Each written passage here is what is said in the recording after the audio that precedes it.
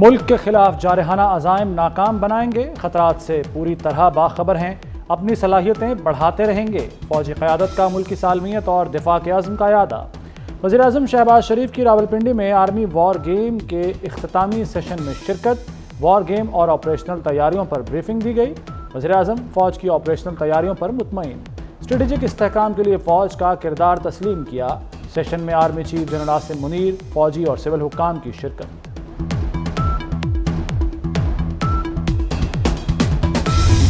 بانی P T I کے خلاف ملٹری ایکٹ کے تحت کارروائی کا سوال، D G I S P R lieutenant general Ahmed Sharif نے جواب دیا، فوجی قانون کے تابع فرد یا افراد کو اگر کوئی ذاتی مقاصد کے لیے استعمال کرے تو قانون اپنا راستہ خود بنائے گا۔ فیض حمید کے بطور D G I S I باس وزیر اعظم تھے۔ فیض حمید کے خلاف فیلڈ کورٹ مارشل کی کارروائی جاری ہے۔ فوج دیگر اداروں سے بھی توقع رکھتی ہے کہ ذاتی اور سیاسی مقاصد کے لیے منصب کے استعمال کرنے والوں کو جواب دہ بنایا جائے گا۔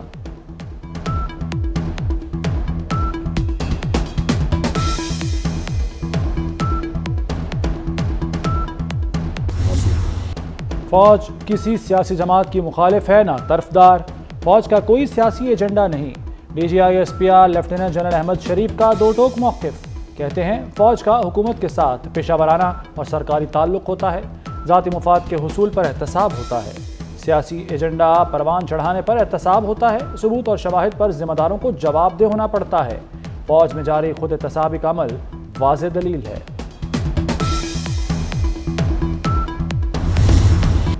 پاکستان میں کوئی نو گو ایریا نہیں، بلوچستان پاکستان کی جان اور شان ہے، دہشت گردوں سے آہنی ہاتھوں سے نمٹیں گے، دہشت گردی کرنے اور کرانے والے بچ نہیں سکیں گے۔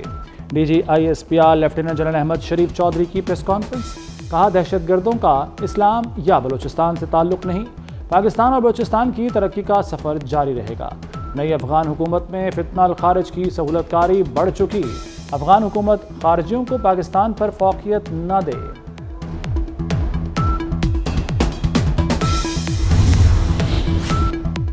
برف پگھلنے لگی، اسپیکر چیمبر میں حکومت اور اپوزیشن کی ملاقات، آل پارٹیز کانفرنس بلانے پر مشاورت، بلوچستان پر اتفاق رائے پیدا کرنے کی تجاویز پر غور کیا گیا۔ اپوزیشن وفد میں بیرسٹر گوہر، اسد قیصر اور عامر ڈوگر شامل تھے۔ ایاز صادق، رانا ثناء اللہ اور خالد مکسی نے حکومت کی نمائندگی کی۔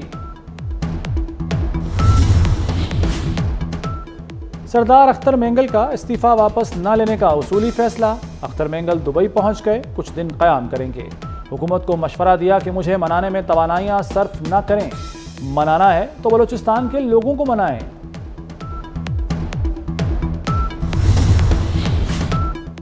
پی ٹی آئی کو 40 شرائط کے ساتھ اسلام آباد میں جلسے کی اجازت مل گئی۔ پی ٹی آئی سنگجانی کے مقام پر 8 ستمبر کو جلسہ کرے گی، تمام ضوابط کی پابندی کی جائے گی۔ جلسے کا آغاز 4 بجے، اختتام شام 7 بجے تک ہوگا۔ کے پی اور پنجاب سے آنے والے موٹر وے سے آئیں گے۔ اسلام آباد جلسے میں رکاوٹیں ڈالی گئیں تو دیکھنا کیا کرتے ہیں، وزیر اعلیٰ خیبر پختونخوا دھمکیوں پر اتر آئے۔ علی امین گنڈاپور نے مزید کہا، میں خود این او سی ہوں، اسلام آباد میں جلسہ ہوگا، ہر حال میں ہوگا، ایف آئی آر راستہ نہیں روک سکتی۔ گورنر کے پی پر بھی وار، بولے فیصل کریم کنڈی چاہتے ہیں کہ انہیں گورنر ہاؤس سے نکال دوں۔ علی امین کو شراب کیس میں راہداری ریمانڈ مل گیا، پشاور ہائی کورٹ نے ناقابل ضمانت وارنٹ منسوخ کر دیے۔ اسلام آباد کی مقامی عدالت نے وزیر اعلیٰ کی گرفتاری کا حکم دیا تھا۔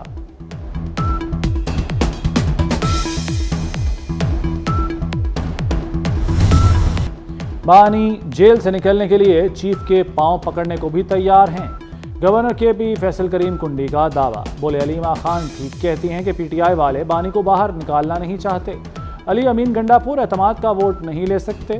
پی ٹی آئی کی یہ حالت ہو گئی ہے کہ مولانا کو مسیحا سمجھنا شروع کر دیا ہے، قیادت مولانا کو گورنرشپ دینا چاہتی ہے تو مستعفی ہو جاؤں گا۔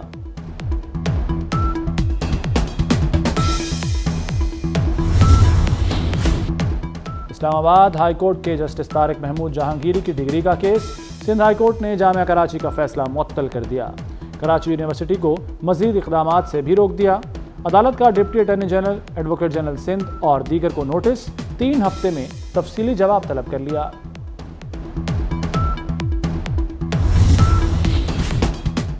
صدر آصف علی زرداری کی لاہور میں کیپٹن محمد علی قریشی شہید کے گھر آمد، لواحقین کے ساتھ اظہار تعزیت اور شہید کے لیے فاتحہ خوانی کی۔ شہید کیپٹن کے اہل خانہ کے جذبہ حب الوطنی کو سراہا، کہا شہداء قوم کے ماتھے کا جھومر ہیں۔ کیپٹن محمد علی قریشی نے بلوچستان میں جام شہادت نوش کیا تھا۔ ترکیہ کی دہشت گردی سے نمٹنے کے لیے تعاون کی پیشکش، وزیر داخلہ محسن نقوی کا ترکیہ کی پیشکش کا خیر مقدم۔ محسن نقوی سے ترکیہ کے سفیر ڈاکٹر محمد پاچاچی کی ملاقات، پولیس اور سول آرمڈ فورسز شعبوں میں تعاون بڑھانے پر اتفاق، دونوں ملکوں کے درمیان پروازوں کی تعداد بڑھانے پر بھی اتفاق۔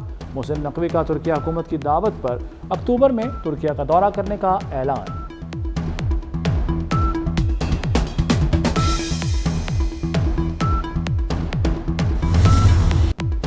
سرکار کی آمد مرحبا، یکم ربیع الاول کل بروز جمعہ ہوگی۔ جشن میلاد النبی صلی اللہ علیہ وآلہ وسلم 17 ستمبر بروز منگل ہوگی۔ عاشقان رسول نے جشن عید میلاد النبی صلی اللہ علیہ وآلہ وسلم منانے کی تیاریاں شروع کر دیں۔ یوٹیلیٹی سٹورز کارپوریشن کی اپنے صارفین کے لیے خوشخبری، 800 سے زائد اشیاء کی قیمتوں میں 10% تک کمی۔ گھی، کوکنگ آئل، چائے، سرف، نوڈلز، کیچپ سستے، ٹیٹرا پیک دودھ، مسالے، اچار، صابن، ٹوتھ پیسٹ کی قیمت بھی کم کر دی۔ بے نظیر سپورٹ پروگرام کی سبسڈی بند۔ وزیر اعلیٰ مریم نواز نے ڈی جی خان میں اسکول نیوٹریشن پروگرام کا افتتاح کر دیا۔ پرائمری تک کے بچوں کو روز دودھ کا ایک پیکٹ ملے گا۔ مریم نواز کلاسز میں گئیں، بچوں سے بات کی، کہتی ہیں بچوں میں غذائیت کی کمی پورے ملک کا مسئلہ ہے، دیگر صوبے بھی اسکول نیوٹریشن پروگرام شروع کریں۔ لوگ باتیں کرتے ہیں مگر عملی کام نہیں کرتے، وسائل اتنے نہیں لیکن جتنا ہو سکتا ہے کریں گے۔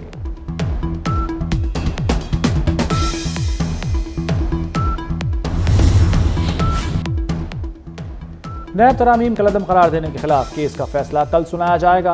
چیف جسٹس قاضی فائز عیسیٰ کی سربراہی میں 5 رکنی لارجر بینچ نے 6 جون کو فیصلہ محفوظ کیا تھا۔ وفاقی حکومت نے نیب ترامیم کا عدم قرار دینے کے خلاف انٹرا کورٹ اپیل دائر کی تھی۔ بانی PTI Adiala jail سے ویڈیو لنک پر عدالت میں پیش ہوئے تھے۔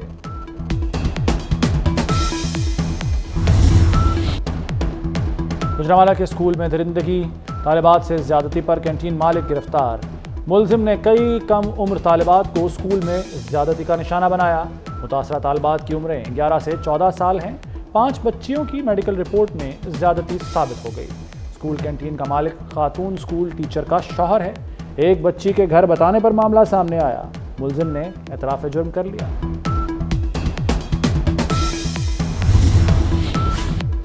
امیر بالاج کیس کے ملزم تیفی بٹ کے بہنوئی کا قتل، جائے وقوع اور ملکہ علاقوں کی جیو فینسنگ مکمل۔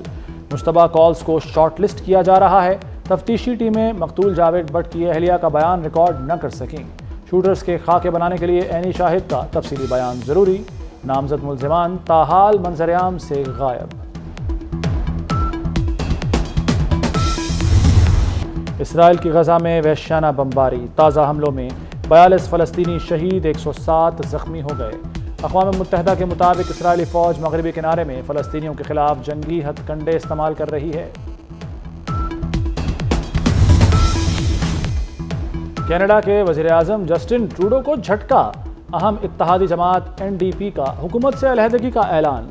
جگمیت سنگھ کا ویڈیو پیغام میں جسٹن ٹروڈو پر لبرلز کو کمزور کرنے کا الزام، کہا کنزرویٹیوز 2025 کے انتخابات بآسانی جیت جائیں گے۔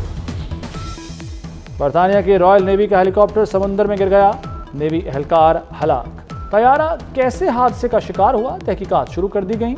برطانوی وزیر اعظم کا حادثے پر دکھ کا اظہار۔